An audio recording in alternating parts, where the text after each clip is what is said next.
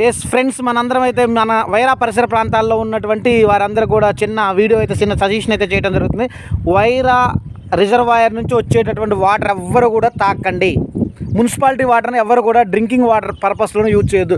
ఎందుకంటే మొన్న ఈ గత కాలంలో వచ్చినటువంటి వర్షాల కారణంగా వైరా చెరువు మొత్తం కూడా నిండిపోయింది.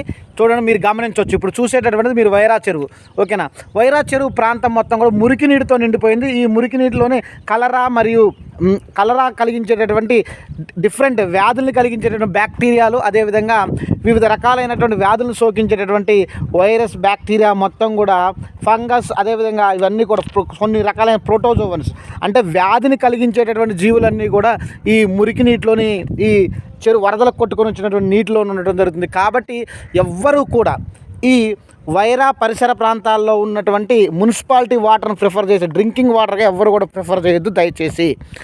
ఎందుకు అని అంటే వాటర్ ద్వారా ఫిల్టర్ చేసినప్పటికీ, చూడండి ఇక్కడ నుంచి ఫిల్టర్ అయినప్పటికీ కూడా, వాటర్ ఫిల్టర్ అయినప్పటికీ కూడా దాంట్లో ఉండేటటువంటి మైక్రో ఆర్గానిజమ్స్ అనేటటువంటివి, అంటే సూక్ష్మజీవులు అనేటటువంటివి ఫిల్టర్ చేయలేదు మన ఈ మున్సిపాలిటీ పరికరాలు. కాబట్టి మనం అందరం కూడా డెఫినెట్గా మీరందరూ కూడా మీ ఫ్రెండ్స్కి అందరికీ షేర్ చేయండి.